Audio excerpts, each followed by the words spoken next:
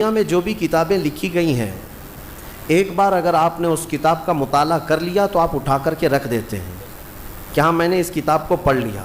اگر اچھی لگی تو دوبارہ پڑھ لیا، اور اچھی لگی تو 3 بار پڑھ لیا.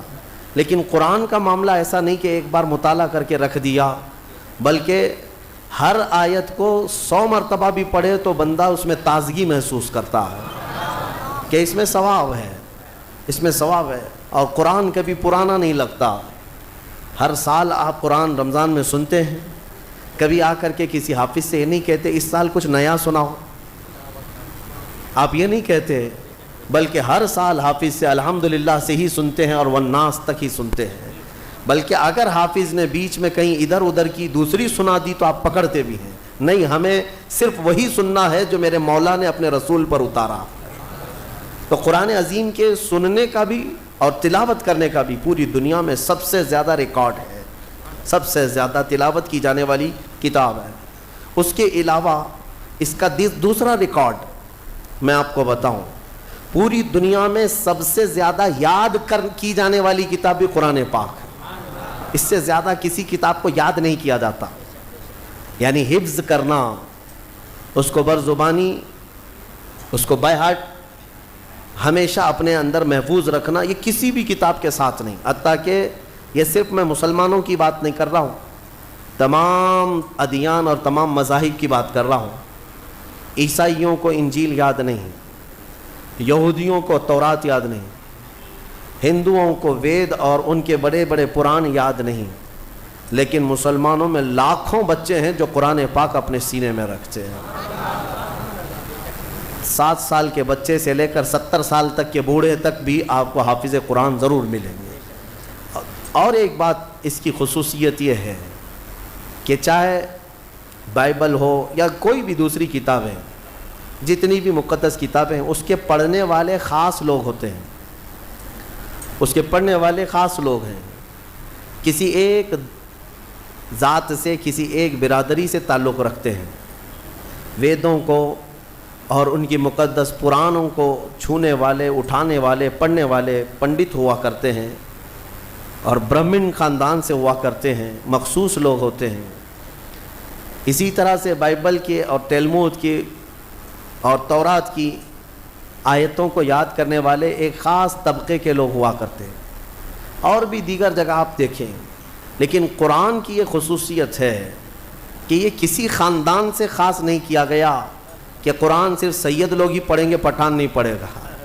قرآن کی یہ خصوصیت ہے کہ اگر کسی کسان کا بچہ بھی اٹھا لے تو حافظ قرآن بنتا ہے، اور اگر وہ حافظ قرآن بن گیا تو ہمیں اسے امام بنانے میں کوئی شرم کی بات بھی نہیں ہے.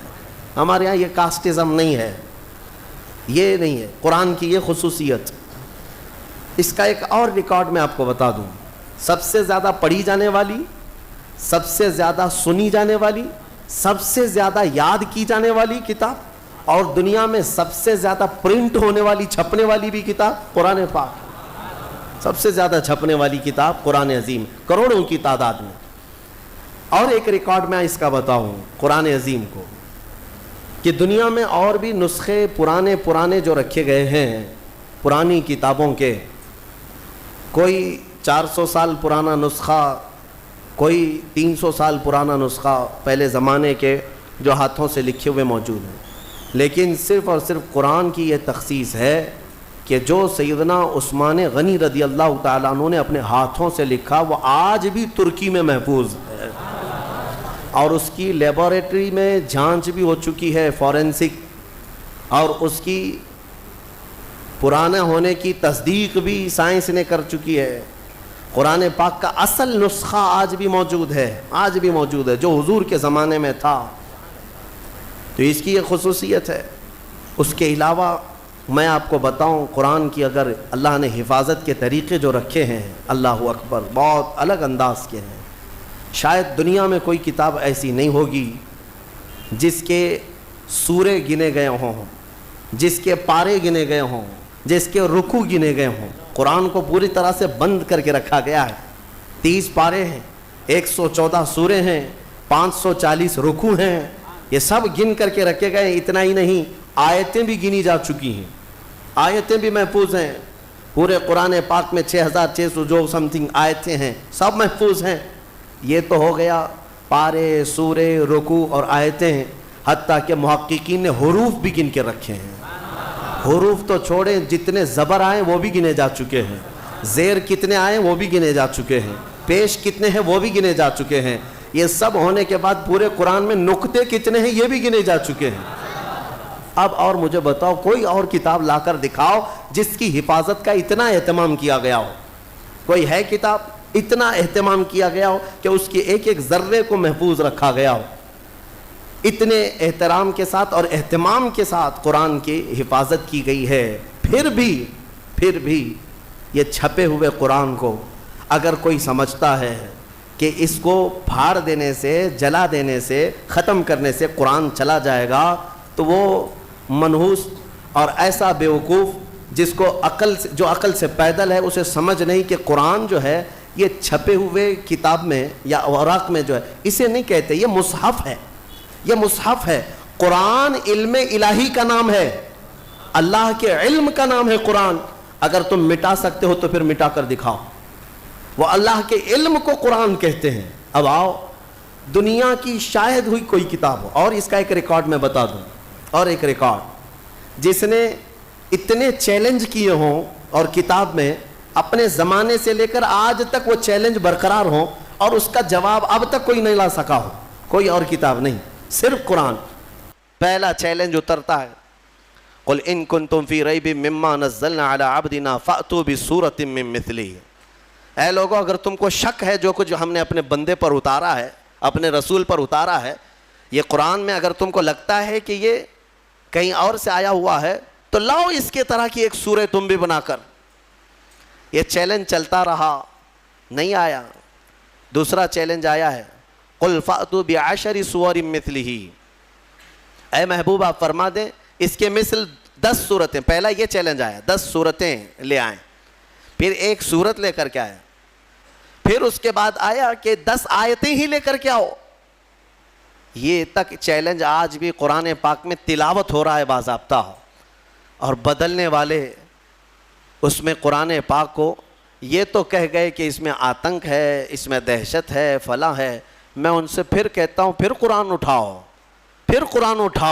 اور پھر اگر تمہاری ہمت ہے تو اس طرح کا دوسرا قرآن تیار کر کے دکھا دو. صرف اور صرف عربی میں لکھ دینا یہ کمال کی بات نہیں. قرآن کو جو حساب سے جوڑ کر رکھا گیا ہے میرے عزیزو، پوری دنیا، بلکہ یہ بھی قرآن کا ہی حکم ہے. اللہ فرماتا ہے لَإِنِ اجْتَمَعَتِ الْإِنسُ وَالْجِنُّ عَلَىٰ أَن يَأْتُوا بِمِثْلِ هَذَا الْقُرْآنِ. سارے انسان اور سارے جنات جمع ہو جائیں اور سب مل کر کے ایک دوسرے کی مدد کریں. عَلَىٰ أَن يَأْتُوا بِمِثْلِ هَذَا الْقُرْآنِ، ایک اس کی طرح قرآن لا سکیں. اللہ فرما رہا ہے سب مل کر کے کوشش کر لیں. لا یأتون بمثلہ، یہ ہرگز اس کے برابر، اس کے مثل لا نہیں سکیں گے، نہیں لا سکیں. سارے انسانوں کو اللہ تعالیٰ فرما رہا ہے اور کوئی کتاب ایسی تمہارے نظر سے گزری ہو تو میرے سامنے لے آؤ جو کھل کر کے اس طرح چیلنج کر رہی ہو کہ 1400 سال سے کہ قرآن کی طرح کوئی اور کتاب لے آؤ، کوئی اور سورے لے آؤ، کوئی اور آیتیں لے آؤ. 1400 سال سے میرے عزیزو قرآن کی حقانیت اور حفاظت کی سب سے بڑی دلیلیں ہیں. اور اس کے علاوہ قرآن پاک یہ معجز کلام ایسا ہے کہ اس میں غیب کی خبریں، ماضی کے اخبار، آنے والی حالتوں کے اخبار، ساری چیزیں بیان کی جا چکی ہیں. اور مولا فرماتا ہے وَلَا رَطْبٍ وَلَا يَابِسٍ إِلَّا فِي كِتَابٍ مُبِينٍ. نہ کوئی خشک چیز نہ کوئی تر چیز رہ گئی، کوئی چیز باقی نہیں رہی جس کو ہم نے قرآن میں بیان نہ کیا ہو. آج ہی ہم نے تلاوت بھی کیا ہے. آج کے 14ویں پارے میں اللہ تعالیٰ نے فرمایا وَنَزَّلْنَا عَلَيْكَ الْقُرْآنَ تِبْيَانًا لِكُلِّ شَيْءٍ. ہم نے ہر چیز کا واضح بیان قرآن میں اتار دیا ہے. اس کتاب میں ہم نے واضح بیان کر دیا ہے. حضرت عبداللہ ابن عباس رضی اللہ تعالیٰ عنہ ایک مفسر بھی ہیں اور حضور صلی اللہ تعالیٰ علیہ وسلم کے چچا حضرت عباس کے بیٹے ہیں. حضور کی شاگردی میں قرآن پڑھا ہے. وہ کہتے ہیں کہ اگر میرے اونٹ کے گلے کی رسی بھی گم ہو جائے تو میں قرآن سے ڈھونڈ لوں گا. اتنا علم ان کے پاس تھا. میرے عزیزو اونٹ کی رسی اور قرآن کا کیا تعلق ہے؟ لیکن ان کے کہنے کا مطلب یہی ہے کہ دنیا کی کوئی بھی چیز تم لے آؤ میں اس کو قرآن سے حل کر کے دکھاؤں گا. قرآن تمام علوم کا خزینہ ہے اور اللہ تبارک و تعالیٰ اس کی حفاظت کا ضامن ہے. کچھ نہیں ہوگا قرآن پاک کا، کچھ نہیں ہوگا. آج کے زمانے میں ہم نے ایک حادثہ دیکھا. دلی میں بیٹھ کر وسیم رافضی نام کا ایک ملعون نطفہ ناپلید جو دوسروں کی جھولی میں پلتا رہا، دوسروں کے فضلے کھاتا رہا، اور کسی اور کا پالا ہوا بندہ اٹھ کر کے اچانک قرآن پر حملے کرنے لگا کہ میں قرآن کو بدل دیتا ہوں اور دوسرا قرآن لے آتا ہوں. دوسرا قرآن مطلب 26 آیتیں نکال کر کے، جو قرآن کی اصل آیتیں وہ نکال کر کے حذف کر کے ایک نیا قرآن لے آؤں گا. کتنے دن چلا اس کا قرآن؟ ابھی تو ہم بھی زندہ ہیں، ابھی ہم بھی زندہ ہیں. ہماری نسلوں کی تو بات چھوڑو. کہاں گئے صاحب جو چیلنج کر رہے تھے قرآن نیا لائیں گے سب کو؟ مدرسوں میں اس خبیث نے قرآن بھیجا تھا ایڈریس پہ، کئی مدرسوں میں پارسل بھیجا تھا کہ یہ قرآن اب پڑھایا کیجئے. جرأت اور ہمت دیکھیں. ابھی انجام آنا باقی ہے میرے عزیزو. جب جب کسی نے قرآن کو بدلنے کی کوشش کی ہے، مولا پوری اس کی ذات کو بدل دیا ہے، اس کی پوری حیثیت کو بدل کر رکھا. ہاں ابھی انجام دیکھنا باقی ہے. آپ انشاءاللہ اپنی آنکھوں سے دیکھیں گے رب ذوالجلال کی پکڑ کیسی آتی ہے. کیونکہ میرے گھر کے ساتھ چھیڑ چھاڑ کر رہے ہو الگ بات ہے، میرے کپڑے کے ساتھ چھیڑ چھاڑ کر رہے ہو الگ بات ہے، لیکن مولا نے جس کے بارے میں وعدہ کیا کہ ہم نے قرآن کو اتارا اور ہم ہی اس کی حفاظت کریں گے، اور تم اس کے علم کے ساتھ چھیڑ چھاڑ کرو، اب پھر اللہ سے جنگ کرو. پھر اللہ سے جنگ کرنے کا انجام وہ خود بھگتیں گے. لیکن مسلمانوں سے میں یہ کہنا چاہوں گا، ہمیں قرآن پاک کے ضائع ہونے کا بالکل خوف نہیں ہے، ضائع ہونے کا خوف نہیں ہے. انشاءاللہ یہ صبح قیامت تک باقی رہے گا. لیکن میرے عزیزو، تم پر کہیں ایسی مصیبتیں نہ آئیں کہ قرآن تم سے روٹھ جائے، قرآن تم سے دور ہو جائے. ہاں یہ بھی ہو سکتا ہے، کئی قوموں میں ایسا دیکھا گیا ہے کہ قرآن ان سے دور ہو گیا. تو یہ تمہارے لیے نحوست ہے، یہ تمہارے لیے بربادی ہے. وہ زمانے میں معزز تھے مسلمان ہو کر، وہ زمانے میں معزز تھے مسلمان ہو کر، اور آج ہم خوار ہوئے تاریک قرآن ہو کر. قرآن کو چھوڑ کر کے ہی ہم آج خوار ہیں، ذلیل ہیں. قرآن ایک محکم کتاب. آج میں آپ کو بتاؤں ایک فخر کی بات، آپ مسلمان ہیں، آپ اگر کسی کے ہاں بحث میں آ گئے، کوئی اگر آپ کو پکڑ کر کہنے لگے تیرے دین کی حقانیت کی کیا دلیل ہے، تیرا دین حق ہے، مذہب اسلام سچا ہے، کیا دلیل ہے؟ اللہ ایک ہے، تم بولو یہ تمہارا عقیدہ ہے، تیرا فیتھ ہے. محمد صلی اللہ علیہ وسلم دنیا کے سب سے اعلیٰ اور اشرف انسان ہیں. سامنے والے کہے گا یہ تیرا عقیدہ ہے، تیرا فیتھ ہے. کرنٹ فی زمانہ مجھے کوئی ایسی دلیل دے دے جس کو میں سمجھ سکوں کہ تیرا دین سچا ہے. میرے عزیزو سچ بتاؤں، تمہارے سامنے پیش کرنے کے لیے بڑے بڑے واقعات، بڑی بڑی کہانیاں، بڑی بڑی روایتیں، یہ سب نہیں، بلکہ صرف اور صرف تم قرآن پیش کر کے چیلنج کر سکتے ہو. میرے دین کی حقانیت کی سب سے بڑی دلیل یہ ہے جو آج تک محفوظ ہے.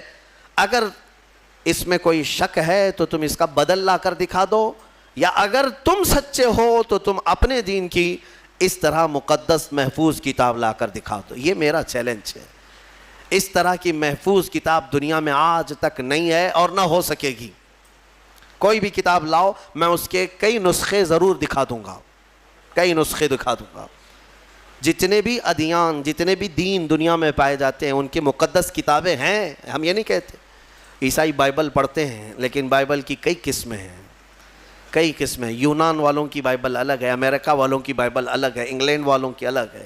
حذف و اضافے کے ساتھ آیتیں بدلی ہوئی ہیں، واقعات میں ہیر پھیر ہے. اسی طرح دیگر مقدس کتابوں کا بھی حال ہے. میں کوئی بھی کتاب لاؤ اس کے 4-5 نسخے ضرور پیش کروں گا.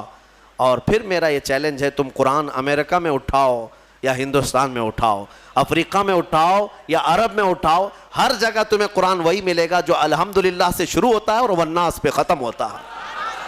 الحمدللہ. یہ قرآن کی حقانیت کہ اس کے، اچھا آپ کیا سمجھتے ہیں اس کے دشمن نہیں رہے، اس کو ختم کرنے کی کوششیں نہیں ہوئی؟ بہت کچھ کر چکے، لیکن کیا کر سکتے ہیں؟ آسمان کو کب کون نیچے لا سکتا ہے؟ آسمان کو نیچے کچھ دشمن ہوتے ہیں، سنا ہے کہ کتا چاند کا دشمن ہوتا ہے. ہاں ہم نے سنا ہے، پتہ نہیں کیوں دشمنی کرتا ہے، کیونکہ 14ویں رات کو چاند کو دیکھ کر وہ بھونکنے لگ جاتا ہے، چاند کی طرف دیکھ کر کے بھونکتا ہے، اور شاید سوچتا بھی ہوگا کسی طرح اس کو نیچے گرا دوں بھونک بھونک کر کے، لیکن اس کے بس میں نہیں ہے، اس کی طاقت میں نہیں ہے. اس طرح بہت سارے آج کتے بھونکتے ہیں اسلام کی اس چکا چوند روشنی کو دیکھ کر، لیکن ان کے بس میں نہیں ہے اس کو زمین پر لا سکیں، قرآن کو زیر کر سکیں یا اسلام کو ختم کر سکیں. ہاں بس اتنا ہے کہ اپنے گوفے میں بیٹھ کر تھوڑی دیر بھونکتے رہیں، اور گلا خراب ہو جائے تو خاموش ہو جائیں، بس اتنا ہو سکتا ہے.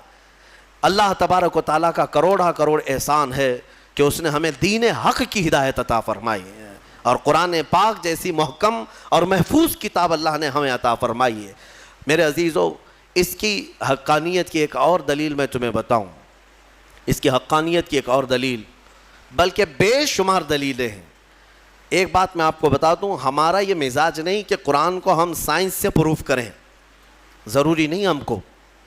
ہم قرآن کو پروف کرنے کے لیے سائنس، فزکس، کیمسٹری، جغرافی، میتھس، ان سب کے سہارے لینا یہ ہمارا مزاج نہیں. لیکن اگر کوئی اس بات کا تقاضا کرے کہ کیا قرآن میں میتھس بھی ہے، کیا قرآن میں سائنس کی تھیوریز بھی ہیں، تب پھر ہم اس کو دلیل کے طور پر کچھ چیزیں پیش کرتے ہیں، ورنہ قرآن کی حقانیت کو ثابت کرنے کے لیے ہم یہ سب چیزوں کے محتاج نہیں ہیں. میں آپ کو بتاتا ہوں قرآن پاک کی وہ حقانیت. اچھا، یہ سب سے بڑی دلیل یہ ہے، اگر کوئی کہتا ہے کہ یہ محمد صلی اللہ تعالیٰ علیہ وسلم نے اپنی طرف سے لکھ دیا، اپنی طرف سے جمع کر دیا، تو بھی میرے عزیزو عرب والے یہ بات کہہ سکتے تھے جو ان کے زمانے میں موجود تھے، کسی نے نہیں کہا. جو ان کے جانی دشمن تھے وہ بھی نہیں کہہ سکے، کیونکہ سبوں نے دیکھا کہ اللہ نے انتظام ہی ایسا کیا کہ پوری زندگی میرے آقا صلی اللہ تعالیٰ علیہ وسلم کسی کے ہاں درس لینے کے لیے گئے ہی نہیں. ہمارے نبی کی خصوصیت کیا ہے؟ امی. ہم پڑھتے ہیں نا حضور کے نام پر درود، صلی اللہ علی النبی الامی. امی کسے کہتے ہیں؟ امی کا مطلب ہے جو کسی سے نہ پڑھا ہو، جو کسی سے نہ پڑھا ہو. سنبھل کر کے ترجمہ کرنا. کچھ بدبخت یہاں پر حضور کو بغیر پڑھا لکھا کہتے ہیں، وہ بغیر پڑھے لکھے تھے، نعوذ باللہ. یہ جاہل کیا سمجھے جو پوری کائنات کا معلم بن کر کے آیا ہو، جس کے بارے میں قرآن کہتا ہے الرحمن علم القرآن، وہ رحمان ہے جس نے قرآن تمہیں سکھایا ہے، تم اس کو بے پڑھا لکھا کہتے ہو. امی کا مطلب بے پڑھا لکھا نہیں. جس نے ایسا کہا وہ دنیا کا سب سے بڑا جاہل ہے، سب سے بڑا جاہل ہے. دیکھیں دونوں میں فرق میں آپ کو بتاتا ہوں. ایک بغیر بے پڑھا لکھا جس کو ان پڑھ کہتے ہیں آپ، ایک ہے جو سب جانتا ہے لیکن کسی سے پڑھا نہیں ہے. دونوں میں فرق ہے کہ نہیں ہے؟ ہاں، جس کے دل میں کوڑ ہے، جس کے دل میں بغض اور عداوت ہے، وہ امی کا ترجمہ ان پڑھ کرتا ہے. ان پڑھ کے ذریعے سے معاذ اللہ رب العالمین. جس نے ایسا کہا، حضور پاک صلی اللہ تعالیٰ علیہ وسلم کی شان میں اس نے تنقیص کیا، حضور کی توہین کیا، میرے آقا صلی اللہ تعالیٰ علیہ وسلم کی اس نے گستاخی کیا. اور ہم نے یہاں پر سنا بھی تھا، ہماری شہر میں کوئی ایسا ماڈرن آدمی آیا جو یہ کہنے لگا کہ حضور کو لکھنا نہیں آتا تھا. ظالم، تو نے لکھنا کہاں سے سیکھا؟ جس رسول نے مدینے کے اندر صرف 10 سال کے اندر 80,000 لوگوں کو قلم پکڑنا سکھایا، تم ظالم اس کو کہتے ہو رسول پاک صلی اللہ علیہ وسلم کو لکھنا نہیں آتا تھا؟ نعوذ باللہ من ذالک. اگر حضور صلی اللہ تعالیٰ علیہ وسلم کو لکھنا نہیں آتا تھا تو پھر یہ قرآن لکھوایا کس نے ہے؟ قرآن لکھوایا کس نے ہے؟ کاتبان وحی ضرور ہیں، لکھنے والے صحابہ تھے، قرآن لکھنے والے صحابہ تھے، لیکن کیا حضور پڑھ دیتے تھے وہ گھر جا کر لکھتے تھے؟ حضرت امیر معاویہ فرماتے ہیں حضور کی صحبت میں وہ بیٹھتے تھے، قرآن کی آیتیں جب اترتی حضور فرماتے لکھو. اب جب وہ لکھتے تو حضور بتاتے یہ اس طرح سے لکھو، یہ اس طرح سے لکھو. آیتوں کو کہاں سے کیسے لکھا جائے میرے آقا خود تعلیم فرماتے. یہ اور بات ہے کہ رسول کریم صلی اللہ تعالیٰ علیہ وسلم نے خود قلم نہیں اٹھایا، لیکن ہزاروں کو قلم پکڑنا خود سکھایا ہے میرے آقا نے. اور جو یہ کہتا ہے وہ ہمارے دل کو ٹھیس پہنچاتا ہے. اے سنی مسلمانوں، نبی پاک صلی اللہ تعالیٰ علیہ وسلم کو لکھنا نہیں آتا تھا. نعوذ باللہ من ذالک۔ قرآن جن کے بارے میں کہہ رہا ہے وَعَلَّمَكَ مَا لَمْ تَكُنْ تَعْلَمْ، اے رسول ہم نے آپ کو وہ سب سکھا دیا جو آپ نہیں جانتے تھے۔ اگر حضور لکھنا نہیں جانتے تھے تو اس آیت کے مطابق رب نے انہیں سکھایا کہ نہیں سکھایا؟ اللہ فرما رہے ہم نے وہ سب سکھا دیا۔ سب میں کیا کیا آیا؟ سب میں کیا کیا آیا؟ سب میں میرا اور تمہارا نام بھی آ گیا۔ ہاں، میرے رسول کو اللہ نے وہ بھی سکھا دیا کہ اتنے زمانے کے بعد یہ لوگ آئیں گے، فلاں آئیں گے۔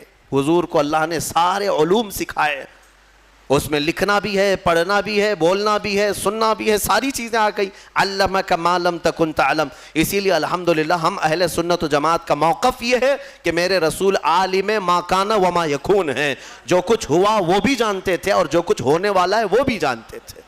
بات میں جو کہہ رہا تھا وہ توجہ سے سنیں۔ امی کسے کہتے ہیں؟ پھر سے تنبیہ کے ساتھ میں کہہ رہا ہوں، امی کا مطلب ان پڑھ نہیں، بلکہ جو کسی سے پڑھا ہوا نہ ہو، اس کا کوئی استاد نہ ہو۔ میرے رسول کی شان ہے، وہ امی ہیں، اگر ان کو کسی نے پڑھایا ہے تو سیدھے ان کے پروردگار نے پڑھایا ہے۔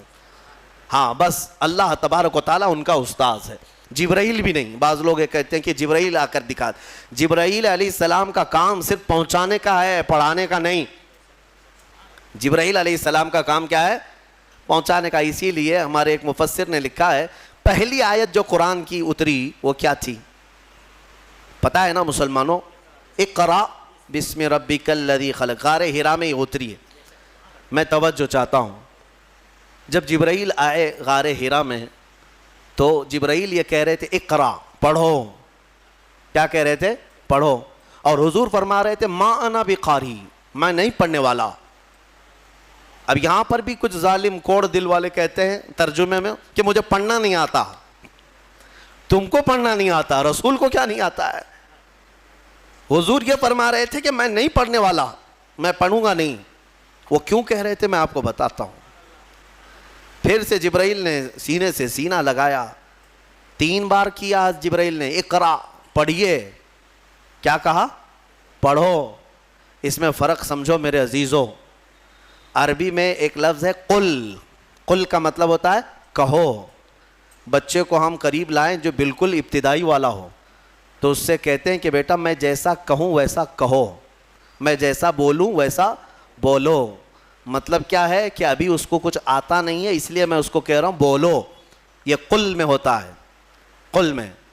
اور بعض مفسرین نے فرمایا جبرائیل جب اقرا کہہ رہے تھے کہ پڑھو، یہ اسی کو کہا جاتا ہے جو کبھی پڑھا ہوا ہو، یہ اسی سے کہا جاتا ہے جو کبھی پڑھا ہوا ہو۔ اقرا، پڑھو۔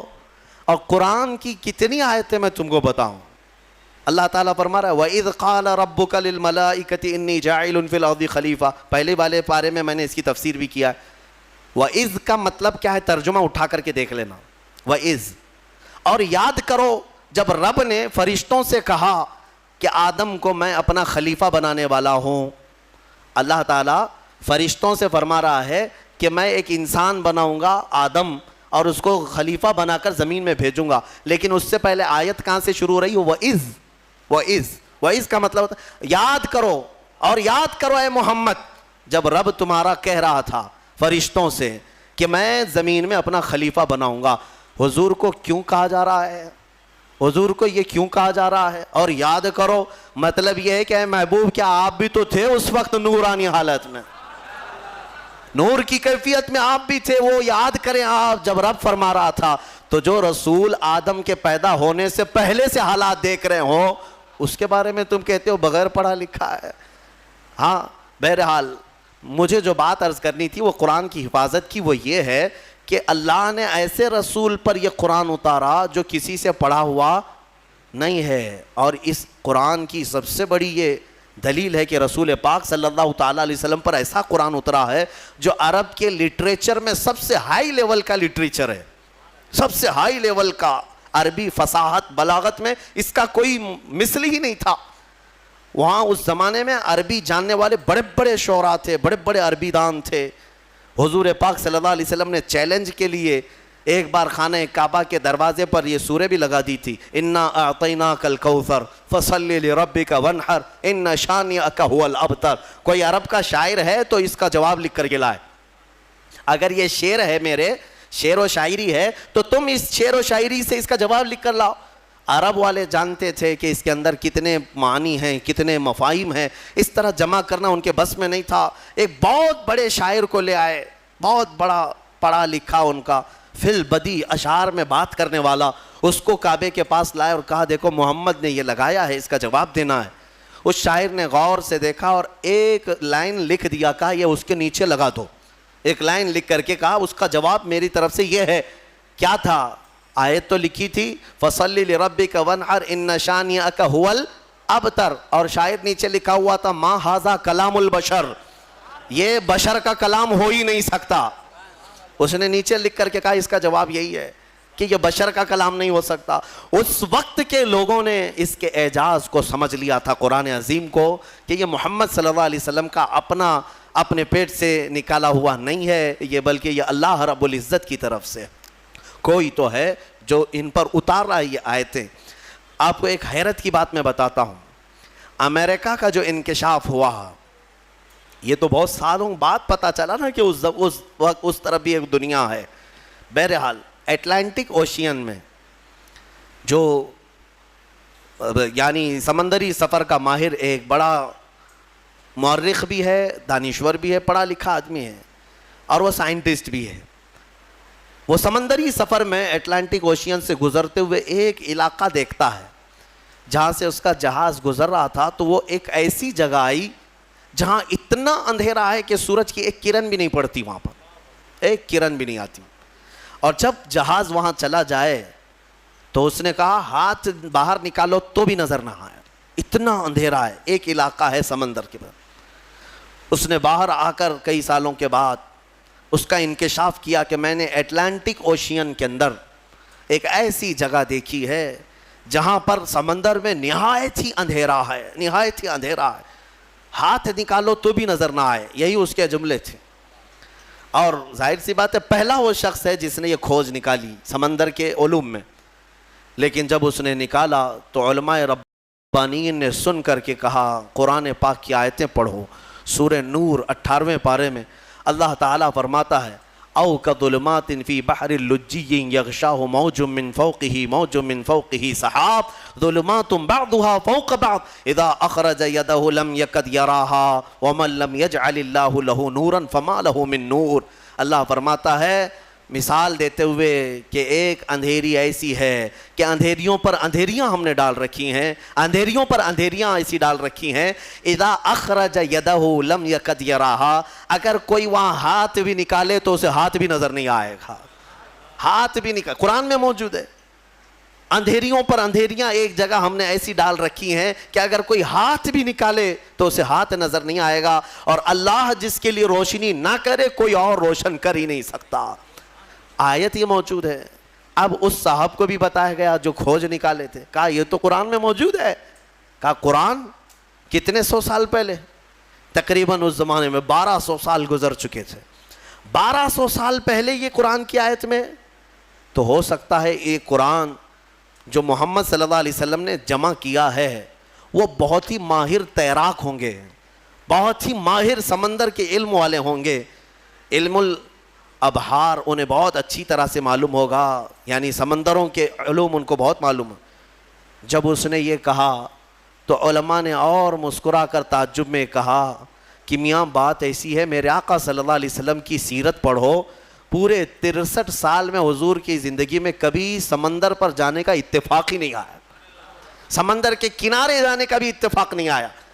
تو وہ اش کرنے لگا, جو بندہ پوری زندگی میں کبھی سمندر نہیں گیا ہو اور وہ اٹلانٹک اوشین میں موجود اگر اندھیریوں کی خبر دے رہا ہے تو یہ محمد کا اپنا کلام نہیں ہے, ضرور اس کو اسی نے اتارا ہے جس نے وہ اندھیریاں پیدا کی ہیں. میرے عزیزو, یہ قرآن کی حقانیت کی ایک دو نہیں, سینکڑوں مثالیں تمہارے سامنے رکھ سکتا ہوں. میں نے اس سے قبل اس پر گفتگو بھی کی, بیان بھی میرا موجود ہے.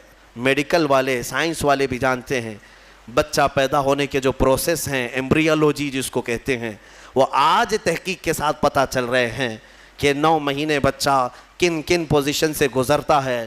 لیکن 1400 سال پہلے قرآن میں اللہ تعالیٰ اپنے رسول کو بتا رہا ہے ثم خلقنا النطفة علقة فخلقنا العلقة مضغة فخلقنا المضغة عظاما فكسونا العظام لحما.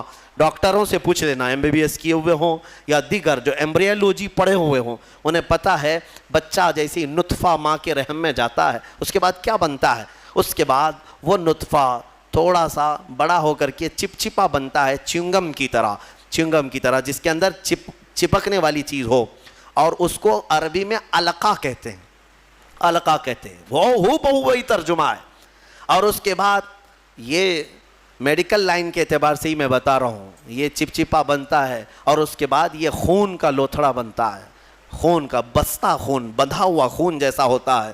اور اس کے بعد پھر گوشت کا ٹکڑا بنتا ہے, پھر گوشت کے ٹکڑے کے بعد پھر یہ جو ہے ہڈیاں اس کے اندر آنے لگتی ہیں اور پھر شکل بننے لگتی ہے, اور پھر اس کے بعد اس پر چمڑی آتی ہے, پھر بال آتے ہیں. اب قرآن پڑھو تو سمجھ میں آئے گا. مولا فرماتا ہے خلقنا النطفة علقة, ہم نے نطفے کو علقہ بنایا, چپچپا بنایا. فخلقنا العلقة مضغة, اور پھر ہم نے علقے کو بستہ خون بنایا.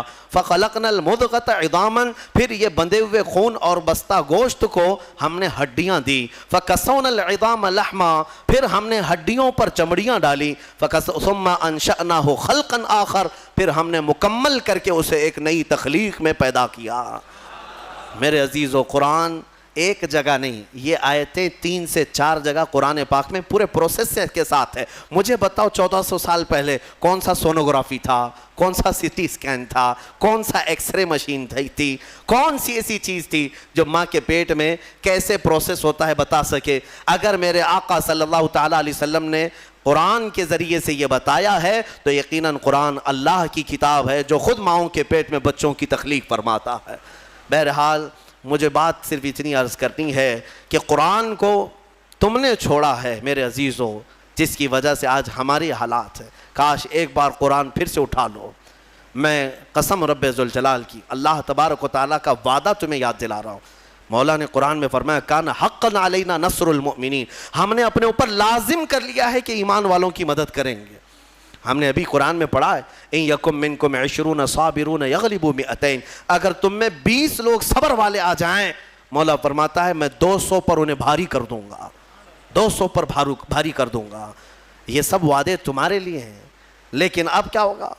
اسی لیے کسی شاعر نے کہا تھا اب فقط شور مچانے سے نہیں کچھ ہوگا, اور یوں ہی ہونٹوں کو ہلانے سے کچھ نہیں ہوگا. تمہیں اب اس قرآن پاک کو اٹھا کر دیکھنا ہوگا کہ عملی زندگی کیا ہے. بڑے بڑے سائنسدان, بڑے بڑے مورخین قرآن پڑھتے رہے, آج بھی پڑھ رہے ہیں اور تحقیقات کر رہے ہیں. افسوس ہے کہ ہماری قوم میں ایک بڑا طبقہ قرآن سمجھنا تو دور کی بات ہے, پڑھنا بھی نہیں جانتے. جو پڑھنا نہیں جانتے, یہی تو حال ہے. کہ ہم نے دیکھا ہے بڑی بڑی محفلیں, تمہیں قوالی میں تو اتنا جوش آتا ہے, تھرکتے رہتے ہو, ناچتے رہتے ہو, کون سا جوش ہے؟ ہاں, تم یہاں پر کسی محفل میں بیٹھ کر کے کچھ اشعار سنو تو تمہارے جسم میں وجد آنے لگتا ہے. بعض لوگ یہ کہتے ہیں یہ وجد ہے, وجد ہے. ارے اللہ کا کلام سن کر کوئی وجد نہیں آیا. قرآن پاک سننے کے بعد تمہارے رونگٹے کھڑے نہیں ہوئے. کیا کھڑے ہوں گے؟ سمجھ میں آتے تو نا. قرآن کی آیتیں آج بھی پتھر دلوں کو بھی پانی کر دیتی ہیں. تمہیں پتا ہے فضیل بن عیاض اپنے زمانے کے بڑے ڈاکو, بغداد کے راستے پر جو بھی قافلہ گزرتا لوٹ مار کرتے تھے. لیکن ایک قاری قرآن اونٹ پر بیٹھ کر تلاوت کرتے ہوئے جا رہا تھا اور 27ویں پارے کی آیت تلاوت کر رہا تھا. الم یعنی للذین آمنوا ان تخشع قلوبہم لذکر اللہ, کیا ایمان والوں کو ابھی وہ وقت نہیں آیا کہ اللہ کے ذکر سے ان کا دل ڈولنے لگ جائے, ہلنے لگ جائے, وہ توبہ کر لیں. اتنی آیت سنی تھی, فضیل بن عیاض کے ہاتھ کانپنے لگے. کیوں؟ عربی سمجھتے تھے, ڈاکہ زنی کرتے تھے لیکن عربی معلوم تھی. لیکن ایک قاری قرآن سے جب یہ آیت سنی, دل پر ایسے گزرنے لگے, ہتھیار پھینک دیا, ساری چیزیں پھینک دی اور چیخنے لگے آن لنا ربنا, آن لنا ربنا, اے ہمارے رب وہ وقت آ گیا, وہ وقت آ گیا, مجھے تو اپنی بارگاہ میں لے لے. اور پھر ایسی توبہ کی, ایسی توبہ کی, اللہ اکبر. اس کے بعد جو ان کی زندگی میں تبدیلی آئی جانتے ہیں؟ فضیل بن عیاض اولیاء کرام کی جماعت میں سند کا نام ہے. آج اتنا بڑا مقام ہے کہ سیدنا غوث اعظم عبد القادر جیلانی رضی اللہ تعالیٰ عنہ بھی ادب کیا کرتے تھے. فضیل بن عیاض کا نام آئے تو وہ کس سے ان کی زندگی بدلی؟ قرآن کی آیت نے بدل دیا. آج بھی قرآن پاک سمجھ جاؤ تو تمہاری آنکھیں بہنے لگ جائیں. یہاں تو تراویح کی 4 رکعت جسے بھاری لگتی ہو وہ قرآن کیا سمجھے گا؟ ہاں لوگوں کو ایسا ہی لگتا ہے کہ بالکل شتابدی ایکسپریس والی جہاں تراویح ہوتی وہاں پڑھنا چاہیے, 15 منٹ میں پورا ہو جائے, کچھ بھی پڑھتا رہے ہو, عربی پڑھے کہ چائنیز پڑھے کہ جرمنی پڑھے, ہاں بس یہ ہے کہ تڑ جلدی سے نکالتے. مسلمانوں کیا یہ بوجھ ہے تراویح جس کو تم اپنے کندھوں سے ہٹا کر بھاگنا چاہتے ہو؟ مزاج تو یہ بناؤ کہ قرآن ہمیں ویسا سنایا جائے جیسے رسول پاک کے زمانے میں سنایا جاتا.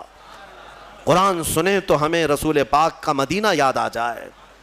قرآن کے نغمات آج بھی اس کی قراتیں لوگوں کو رلا دیتی ہیں, تمہیں اندازہ بھی نہیں ہے. کئی انگریز مصر میں نے دیکھا ہے, کئی انگریز جن کو قرآن سنایا گیا اور انہیں معلوم تھا تو وہ رو پڑے. ایک فرانس کا بہت بڑا ڈاکٹر تھا اسکندریہ میں, ایک ہمارے بڑے شیخ ہیں, وہ قرآن کی تلاوت کرتے تھے تو وہ اپنی ڈاکٹریٹ پہ بڑا فخر کرتا تھا. صرف وہ حضرت کی قرآن کی تلاوت سننے کے لیے وہ باہر کھڑا رہتا. کئی دن کے بعد وہ ساری چیزیں چھوڑ کر کے اندر آیا اور کہا اس کی جو مٹھاس ہے اور اس کی جو لذت ہے مجھے دنیا میں کہیں نہ ملی, مجھے اسی دامن میں داخل کر لیا جائے. کئی ایسے لوگ ہیں جنہوں نے قرآن پاک کو سن کر کے اپنی زندگیاں بدل لیں. تمہیں کیا ہو گیا؟ قرآن کو اتنا اوپر رکھ دیا کہ ہاتھ بھی نہ جائے. تمہارے فریج اور ٹی ویاں تو صاف ہوتی ہیں, قرآن پر تو پتہ نہیں کتنی گرد و غبار لگی ہوئی ہے. ہاں ابھی رمضان میں اس کو صاف کر دیا ہوگا, اٹھایا ہوگا. قرآن تم کب اٹھاتے ہو؟ قسم کھانے کے لیے. جھگڑا ہو جائے دیکھو میں قرآن کی قسم کھا رہا ہوں. یا پھر کب قرآن اٹھاتے ہو؟ جب کسی کی میت ہو جائے جلدی لاؤ قرآن. ارے یہ زندوں کے لیے اترا ہے قرآن, مردوں کے لیے نہیں. قرآن زندوں کے لیے ہے نا. ہاں مردوں کو ایصال ثواب تو ضرور کرائیں گے ہم, فائدہ تو پہنچے گا تلاوت کا, لیکن یہ ایصال ثواب کے لیے ہی نہیں. قرآن کہتا ہے ہدی للمؤمنین, مومنوں کی ہدایت کے لیے آیا ہے. ہدایت چھوڑ کر کے تم دکان کی اوپننگ کے لیے, گھر کی ٹھنڈک کرانا ہے, اوپننگ کرانا ہے, اور پھر ماں باپ کی میت ہو گئی ہے, اور پھر کیا ہے جھگڑے میں قسم کھانا ہے. یہی ساری چیزیں قرآن اٹھانے کی ہے. قرآن عظیم اللہ تعالیٰ کا وہ عظیم تحفہ ہے کہ پوری زندگی بھر اس پر رشک کرو گے تو بھی کم ہے. آج پوری دنیا میں کسی قوم کے پاس یہ کتاب نہیں ہے جتنی محکم کتاب تمہارے پاس ہے. سینہ تان کر کے کہہ سکتے ہیں ایسی کتاب کسی کے پاس نہیں ہے. اتنا بڑا ذخیرہ تمہارے پاس ہے اور تم اس کو پیچھے ڈالے ہوئے ہو. بچپن میں ہمارے بچوں کو جب مدرسہ بھیجتے ہیں ہم تو قرآن سینے سے لگا کر بھیجتے ہیں نا. بچہ سینے سے لگا کر کے آتا ہے قرآن, لیکن چندی دنوں کے بعد جب ہم بڑے ہونے کے بعد دیکھتے ہیں اسکول جانے کے وقت بچہ تو سارا بستہ پیٹھ پر رکھا رہتا ہے. ہوتا یہی ہے نا, بستے میں ساری بکس کتابیں پیٹھ پر رکھا رہتا ہے, لیکن مدرسہ جب آتا ہے تو قرآن سینے سے لگا کر آتا ہے. شاید بڑوں نے ہمارے بزرگوں نے رواج رکھا ہوگا کہ بیٹا قرآن ہمیشہ سامنے ہونا چاہیے, قرآن ہمیشہ مقدم رہے, بعد میں سب.